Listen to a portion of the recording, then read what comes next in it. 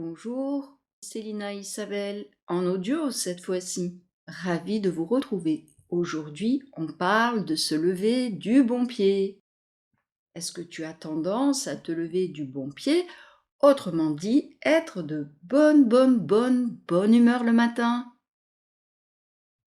Comment ça se passe pour toi après ta nuit? Qu'elle fut longue, courte, pleine de rêves, calme, reposante, ou bien agitée, douloureuse et cauchemardesque.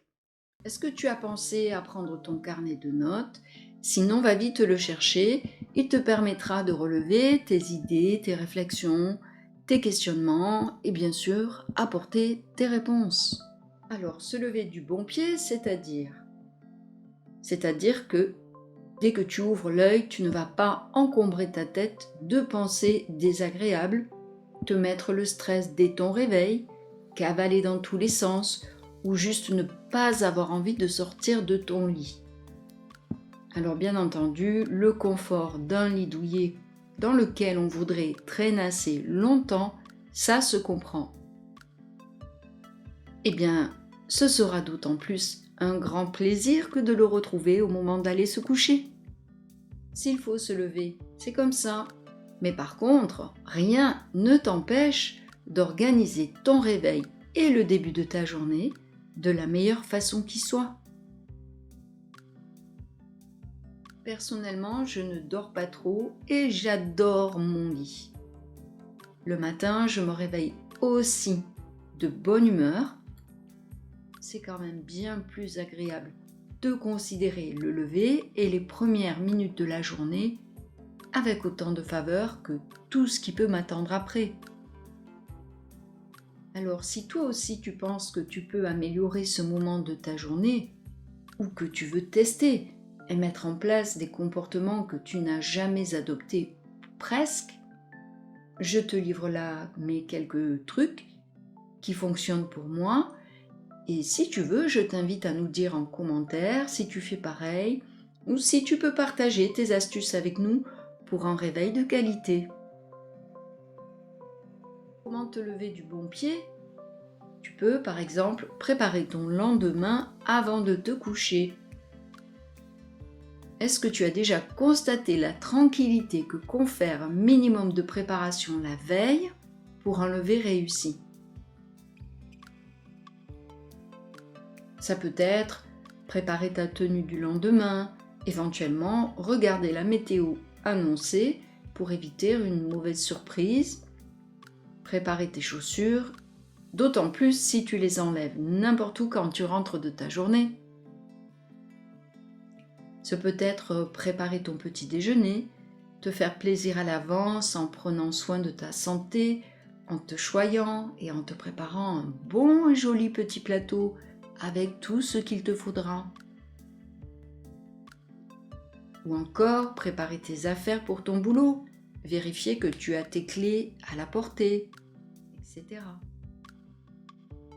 Deuxièmement, c'est bien de savoir comment tu aimes te réveiller. Donc, préparer cela. À commencer par ta sonnerie. Si c'est ceux qui te réveillent et que tu n'es pas dans les champs réveillé par celui du coq. Alors, quelle sonnerie choisis-tu? As-tu besoin d'un strident parce que tu as du mal à émerger d'un sommeil profond, parfois arrivé tardivement, et du coup, ce n'est pas fait pour te réveiller sereinement? Est-ce que tu peux par exemple laisser les persiennes un peu ouvertes et te réveiller avec les premières lueurs du jour? Ou choisir une sonnerie moins stressante en laissant le volume fort? J'ai connu une personne qui se réveillait avec une symphonie de Mozart. Écoute ça.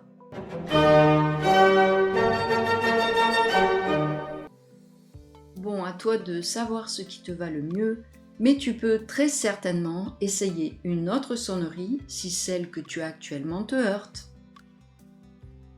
Prends soin de toi, et ce, dès le petit matin. Alors c'est comment pour toi? Est-ce que tu es plutôt lever direct, énergie plus, ou apprécies-tu un lever tout en souplesse, ou ça dépend des périodes? Comme je te l'ai dit, dans quelques minutes, à la fin de cet audio, tu pourras écouter une musique que tu pourras télécharger et utiliser comme sonnerie de réveil. Et pour toi, c'est comment? Alors maintenant que tu sais comment tu vas bien te réveiller, il est important de penser aussi, avant le réveil, à la nuit que tu vas passer pour te lever en forme.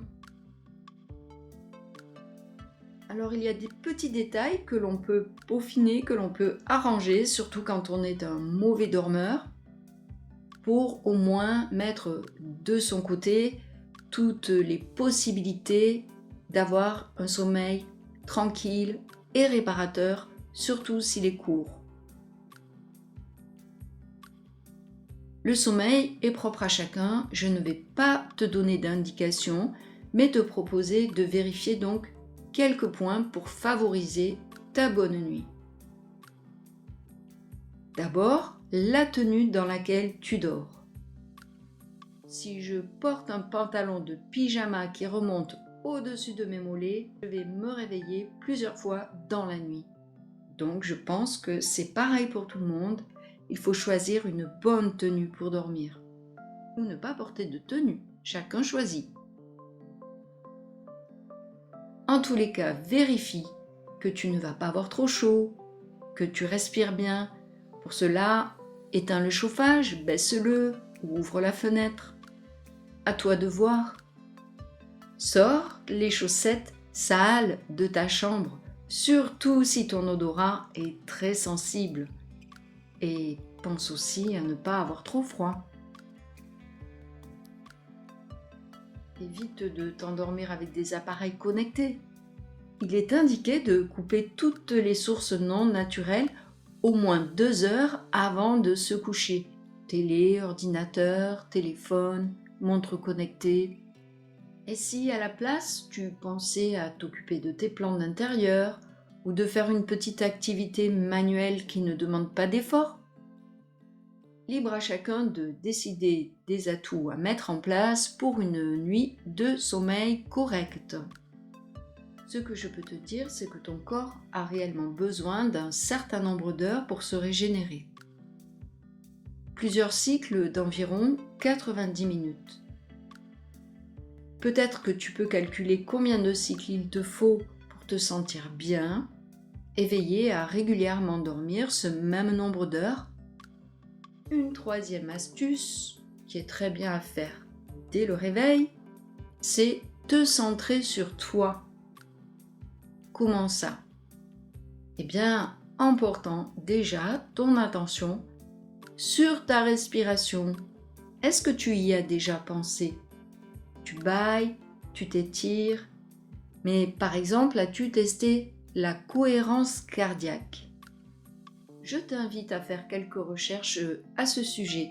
C'est très indiqué pour une bonne santé.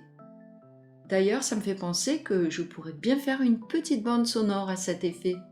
Alors pour te centrer pour toi, ce peut être par une pratique respiratoire, mais aussi en méditant ou bien en faisant un peu de lecture. Et tu vois, en te centrant sur ta personne, tu restes au moment présent et tu profites pleinement de ton réveil, sans être ici et maintenant, toi, physiquement, mais ton mental se trouve là-bas, tout à l'heure. Fais des étirements en sortant de ton lit pour gagner en souplesse et te remettre en mouvement en prenant soin de ton corps. Encore plus si ta santé le préconise. Alors, tu as pensé à une bonne nuit de sommeil, à une sonnerie sympa au petit matin, à te centrer sur toi, respirer, faire les étirements. Il te reste à aérer ton espace avant de faire ton sport, si c'est ce que tu aimes faire au petit matin. Ou aller prendre une bonne petite douche, froide, chaude, pas trop quand même, hein. Ensuite, le petit déjeuner. Pour ceux qui veulent et aiment le prendre.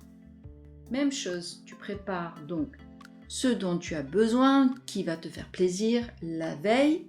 Donc, n'oublie pas d'avoir fait tes courses, de ne pas manquer tes boissons, le thé, les jus de fruits, tes fruits, tout ce qui est bon pour ta santé et que tu aimes manger.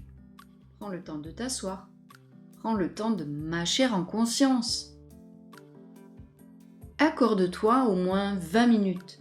Savoure, déguste, ressens tes sensations. Et apporter les ustensiles dont tu vas te servir. Et oui, ne laisse pas la poêle sale dans l'évier si tu sais que le lendemain tu vas te faire des œufs brouillés. Prends au moins 2 minutes pour faire ta petite vaisselle et tu verras que le lendemain matin tu en seras bien content. Et enfin, tu peux bien entendu t'accompagner une fois levé avec une musique de fond. Quelque chose d'agréable à tes oreilles. Des sons de campagne si tu es en ville. Une musique de méditation, de la musique classique. Et si tu aimes te mettre en train de bonheur avec fougue et enthousiasme, mets-toi de la musique dynamique. La prochaine fois que nous parlons musique, ce sera la musique dynamique pour ton réveil que je te proposerai avec le petit clip maison. Alors, avant d'écouter le réveil douceur, demande-toi qu'est-ce qui a ta faveur le matin. Qu'est-ce qui te procure d'agréables sensations dès le réveil? Quelles sont tes préférences? Quels sont tes besoins? Prends le temps de réfléchir à tout ça et de te concocter une routine nickel pour ton bien-être et ta bonne humeur. Le temps qu'il te faudra pour ne pas stresser. Organise donc tout la veille, envisage aussi une durée pour le matin qui te permette de tout faire sans cavaler. Organise ta première heure en un moment doux à vivre en étant présent à ce que tu fais. Je sais bien que certains d'entre vous se disent que ce n'est pas forcément simple. Par exemple, quand on a des enfants, qu'on veut organiser aussi leur journée, raison supplémentaire pour anticiper la veille et peut-être voir s'il est possible de se lever 30 minutes plus tôt et d'accepter aussi de tout lâcher 30 minutes plus tôt la veille au soir pour que au réveil, tu aies vraiment un moment entièrement disponible pour toi. Qu'est-ce que l'on retient de tout cela? Pourquoi et comment te lever du bon pied le matin pour envisager le meilleur sereinement dans les heures qui vont suivre? Garder ton énergie et ta bonne humeur pour cette journée qui peut s'annoncer difficile, mais cela te permettra de conserver cette énergie plus facilement et de booster ton moral.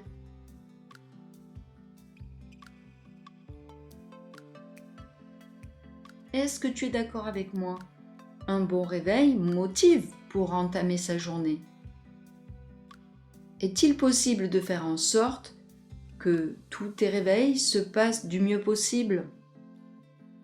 Si tu as ton carnet de notes, note ce qui fonctionne le mieux pour toi pour le remettre en place si tu n'y penses plus actuellement.